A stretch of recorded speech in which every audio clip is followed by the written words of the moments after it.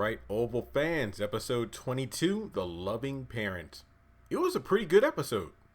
No sarcasm, no joke. I think this was a pretty good episode. And to be honest, I dare say that I think this week's episode of The Oval was better than this week's episode of Greenleaf. Yeah, I said it. 8.5 out of 10. Once again, a very strong episode. And before going into the review, make sure you give this video a thumbs up to show that you like it. Hit subscribe if you are new. Hit the bell notification icon so you don't miss out on content. Make sure you follow me on social media. Links to all my platforms are in the description box below. And if you would like to donate to the channel, feel free to do so on PayPal or Cash App, or join my Patreon for as little as $1 a month. I did not take notes for this video, believe it or not, because I watched the episode around 12:25 last night. It was uploaded to YouTube. I watched it at double speed, so I finished it for like 20 minutes. But I did slow it down at a couple of parts because it was worth stopping to hear what the dialogue was at normal pacing. So let's see if I forget any details. But we start off the episode with the finish of the fight, and Kyle basically wins. I mean, to be honest, I mean, in the preview, we knew he was going to use Yuma as a shield. I guess in order to deliver one last taunt. I was waiting for this before shooting Max to death. It just seemed like, well, why didn't you just shoot him when he was like struggling to pick himself up and draw his weapon? Or I guess it was just like, hey, I want to deliver one last threat, and I mean one last taunt, and then I'll kill you. So I'm not saying that was lame. I just felt like that was a bit like, dude, just shoot him while he's down. Whatever, I don't know. But in any case, a few shots to the chest, and Max goes flying through the boutique window, and he's dead. And then Kyle tosses Yuma to the ground and uses the remaining bullets in his guns to, I believe, shoot her about 4 times. And, well, it's pretty obvious that she's dead because she said she was minutes away from bleeding to death, and now with those extra holes in her body, yeah, I think both of them are dead. And I was actually wrong, because I remember assuming that, oh, if it's Kyle who wins, he'll probably toss Max and Yuma's bodies into the van and then blow everything up with the mattress. But no, he left the bodies there. Basically, Max's body on the sidewalk, Yuma's body in the boutique. Looks around to make sure nobody was seeing what went on. He threw down some photos like, that's all I got, and then kicks them and then leaves. I don't know. I have no idea what those photos were. I mean, were they incriminating photos? So if when the police come and see the bodies, they'll know what happened? Or I honestly have no idea. Maybe Max or Kyle got rid of the surveillance footage. That way there wouldn't be any video evidence of what happened in the boutique, including who dropped off the body of Denise and who killed the 2 agents there. Because it doesn't make sense. I mean, you left the dead bodies of 2 White House security officials there, and once it makes it to the press, you don't think there's going to be some kind of investigation. I'm not saying that they couldn't cover it up, but I'm just saying that it just seems rather odd to me why this went down the way it did. But we'll find out soon enough. But moving on, we also have Hunter calling Kyle to see what's, the rundown of everything. And, Kyle walks away from the explosion. Pretty badass scene. But it's pretty funny as well because Hunter's going down the list of, hey, I need you to do this, and this once you return back to the White House. And it's like, and pull down your pants. Well, yes, sir. You're not supposed to say yes, sir. Wait, what do you mean, sir? Basically, what I meant was pull down. You're supposed to say why, and then once you say why, I'm supposed to say, yeah, to see how much of your ass is left once Victoria is done chewing your ass about the situation, about taking the mattress. So he goes on to say, weirdo, sir, you're supposed to hit the white button before you hang up. Oh, okay, sorry. And he's like, idiot. So basically from there, we get to Lily, who we haven't seen in a while, basically over at Bobby's motel room, and she pretty much wants an out right now, which I'm not saying she can't trust Bobby because, well, she honestly has no choice right now. But then again, her other choice is just remain married to Donald, but we know how ridiculous that would be. Bobby goes from saying, oh, if you want to leave this life, what you need to do is find dirt on Donald in order to use it as leverage to leave, which actually makes sense. But now you're saying file the divorce papers and I'll take care of the rest. So shouldn't that raise a bit of a red flag for Lily? Or is this just inconsistent writing? Because basically Bobby was pretty much saying that was the only way to get out of this in one piece instead of sticking around and just going with the flow. So he says, give me your car key so I get rid of your vehicle, give me your phone. And he's like, what about my clients in my shop? It's like, you have to leave it all behind. I was joking around with Chandler when I was saying, like, man, it reminds me, I hate to use the comparison, but Bobby's almost like the Black Jesus in this series, where he's kind of like, look, there's only one way to safety, and it's through me. You have to cast all things behind from your past to follow me in my footsteps. Or he took it to the next level, sounds very Rackadoocious. I'm like, like, you know, if you watch Ruthless, which if you don't, you need to watch the damn show. It is easily Tyler Perry's best show on BET right now. Well, technically BET Plus, but in that show, The Highest and Daikon, they talk about if you want to join the compound, you must give up all of your wealth, your material possessions, and join us and make donations as well. But that's pretty much kind of what's going on here. I'm not saying Bobby's part of the Rackadoochies, but at the same time, it's a similar concept. And then later in the episode, you know, Donald's curious, and I believe this is the first time we get the name of his assistant, Alan, and he asked if Lily contacted the office, and she didn't. So Donald is like, "Oh wow, I hope she isn't where I hope she isn't where I think she is," because I think he even tries to leave her voicemail. But as far as we can tell, Lily and Donald may never see each other again in the foreseeable future. Then from there we have Alan being told by Donald to go home because, you know, hey, it's been a long day, you've been working too hard, and you know, Alan agrees, and he actually meets up with Ellie later in the hallway. But I'm kind of jumping over myself, but kind of like Greenleaf, this show jumps around a lot, so this review is going to be a little bit all around the place because I didn't take notes. But earlier in the episode, we have Gail having Brian Winters on basically some kind of like FaceTime or whatever, or audio call, and he's going to record it. And we got Victoria pretty much playing up the role as the wicked mother that Gail has painted her up to be. And she demands to get a sledgehammer. And I don't know why, but that was a very sexy scene. Look, maybe I'm very... Okay, no, this sounds weird, but I don't know. The idea of a woman in such control like that, I'm not saying I'm into torture or anything like that, but it was just Victoria looked pretty sexy with that sledgehammer. So in any case, I believe, oh yeah, actually I'm not jumping around too much because Donald and Alan go rush behind her. This is shortly after Alan comes in with the files from Hunter's internet activity because he was in charge of finding out how Gail got in contact with this Brian Winters, and apparently somehow she got access to Hunter's passwords and whatnot. And this is the part where I slowed down the episode. Porn, odd porn. What porn isn't odd? Bondage and violence, violent porn. It's like maybe he's into that kind of stuff. That was Jason. And I brought it up to Channel. I'm like, well, remember in episode 12, the last time we saw Denise in the room with Hunter, she was wearing bondage-esque attire, which could, I'm not saying Jason did it because he didn't, but I'm just saying, interesting.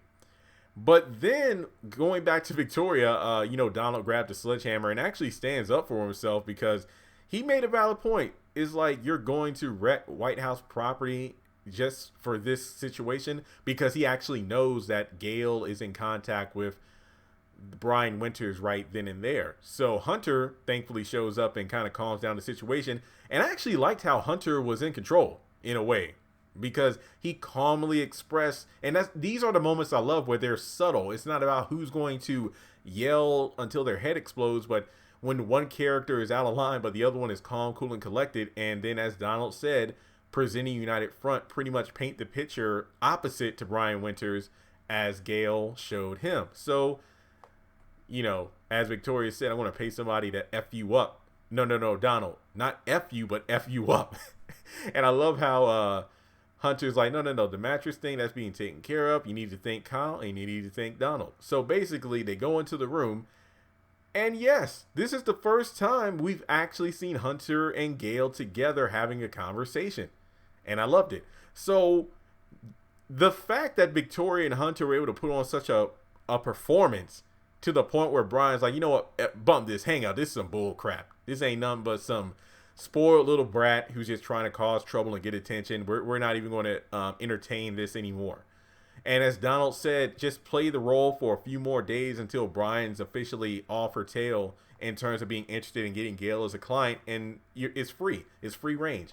And thank goodness that happened, because I'm thinking to myself, remember Maude, Victoria's mother, she was flipping out about how Victoria was breaking things like vases and whatnot. Now, how would that look if her daughter took a sledgehammer destroying the doors, as Hunter said, destroying history? And I'm thinking to myself, the relevancy of this of that line, like, you know, in regards to real world where people are tearing down statues and everything and monuments, is like, yeah, Tyler Perry wrote these shows last year and they're so relevant. Like, If Loving You Is Wrong, I Can't Breathe, Larry talking to Eddie, that was 2018 when it was filmed, and how relevant that is in 2012, man, it's crazy. So in any case, they decide to play the role, and then moving forward, we get to let's skip over to the part everybody wants to hear about. Barry was actually not bad in this episode. I liked it. Barry goes over to the hospital, checking with his dad. Long story short, there's no Kareem, there's no Sharon in the episode, but we actually get a nice scene between Barry and Richard. Barry talking about how he blacked out. Richard brings up the anger. It's just like, I get it. He's not in a condition to be firm and, you know, angry with Barry, but at the same time, you can't really brush over the fact that the guy has some kind of mental problem. I'm not saying that he's crazy, but he has like repressed feelings. And yes, your daughter's gone, but I think there's something deeper than that, deeper into the Barry angry, blackout rage situations than we have seen on screen so far. Nancy gets a phone call from her sister, who I believe this is the first time we're introduced to this character, who's pretty much a crackhead. And basically it was hinted at, and well, long story short, she knows the truth about Nancy's affair, Picky being her son, and then took Picky as her own, and then basically in exchange for keeping her mouth shut, Nancy gives her money to pay rent and all. And to be honest, she couldn't give two shits about Picky's death because she hasn't even had a chance to go by the morgue to identify the body. So basically Nancy's like, do what you got to do, but you're not getting another cent from me. And then Nancy goes to identify the body, and that is indeed Picky, and she starts to freak out. Later, she comes to the hospital room and doesn't look too happy at all about Barry being out, basically just going on about how you put this on Picky. You're not telling the truth. And I'm like, oh my God. So basically she gets to the point where she's like, well, we gotta put a funeral together. And it's like, Richard's like, what do you, Nancy, we try to do right by that boy, but he made his own choices and he chose the wrong life, and you kicked him out of the house. Well, he was making a bad influence on Barry. And Nancy, I'm just thinking to myself, like, okay, I'm going to do an entirely separate Nancy video. I already talked with Shannon, like, yeah, we'll do a live stream together talking about this as well, because this is its own thing. But Nancy has some nerve. Okay, yes, that's her son, but look, the hypocrisy, and trust and believe, I'm not going to go into full detail because that will make the video like 45 minutes long, but she is a bigger hypocrite than Hannah on the Haves and the Have-Nots. And Nancy hasn't even been in an entire season of The Oval yet. Oh my gosh. So I'm thinking, who in this house works? Sharon is moving out. In the preview for next week, we know Sharon's moving out. And she was working at the pharmacy. For a majority of this season, she was the only one in the home employed. Richard got fired. Nancy stayed at home. I don't know what the hell Barry does. And Richard is going to be hired back because Priscilla brought it up in the meeting, and Victoria told Hunter, and Hunter agreed that all happened. Donald said he would contact Richard. Sam told Richard he would be called in again soon. And then, of course, the shooting happened. And not to mention, Donald hasn't made any effort to contact Richard at all, let alone know what his condition is. So we probably won't see Richard back in the Oval until season 2, if that. So basically, you're talking about throwing, and then it's like your husband is in the hospital, so I'm assuming y'all have insurance, but you talking about throwing a damn funeral. Who's going to pay for this stuff? That's all I'm saying. So Nancy, what the hell? So in any case, it gets to the point where Richard is like standing firm on, we tried to do what we could, and then he's trying to figure out how in the world they can afford this kind of thing. And then she brings up about how this is my son. What? And that's how the episode ends. And I already know who the father is and who she cheated with, but that's a whole nother video, which I've already done, but I'll do another one too. So, Nancy's just a piece of work. All right, so we go over to, oh yeah, I don't believe there was Jason in this episode either. No, so all right, so I talked about Lily, yeah, no Priscilla, no Sam, I don't think. I know about the Ellie, the Diane's just, well, for lack of a better phrase, still being a bitch to Ellie, because apparently she just smelled whore on her the moment she walked in to the job at the White House. She says she has the panties. She's going to get them DNA tested, and well, yeah, nothing really happened until Hunter comes in, and this is after Diane leaves, and Ellie is, and they're talking, and she pretty much expresses how Diane is hard to work with, and she's pretty much assuming that the worst happened between those two when they were in the Oval, and she has the panties. All I can think about is Tommy from Martin's like, got the draws. So pretty much Ellie unknowingly gave Hunter a lead, because if the DNA comes back, that ain't gonna be too good, because the press secretary will be able to put two and two together. Wait, Denise, that's the name of that woman that was beheaded at the boutique. So, but then again, if the press secretary knew, wouldn't she be in a valid resource, because she would be able to help cover things up, or not even look into it? Because she did ask Donald one-on-one if he's been sleeping around, and Donald's like, he's been sleeping with his wife. He's like, yeah, okay, because she knows better, and then she leaves. So then Hunter's like, fine, don't worry, I'll talk about it with her tomorrow. So Ellie walks out, and shortly after, Alan, who, and I'm hoping it's not a situation where he's gay for Donald. I just hope that, and I'm not saying that to be homophobic. I'm not one of these people like, I hate this show because it's too much. It's like, it would be nice to see diversity, and what I mean by that is, can't we just have a mild-mannered person who likes his job? It isn't because he's attracted to the person he's working for. Because later in the hallway, it seems like Ellie and Alan, could they potentially be the moles, the ones who are leaking information, because they don't seem to be the loyal, I guess you could say they have their separate agendas, or just their co-workers who know each other and go to have drinks and bitch about their jobs off the clock. But in any case, some just don't seem right. I got to rewatch the scene between those two, but there might be something more to these two than we think. But in any case, Ellie gets a text saying, don't leave, I need more info, from Hunter. And she's like, oh, Diane said I need to do a story. I'll catch up to you at the bar later. So Alan goes off, and Ellie, well, we know where she's going. And let me think. I think that's it. Let me know if I missed anything. I think that's the episode in a nutshell.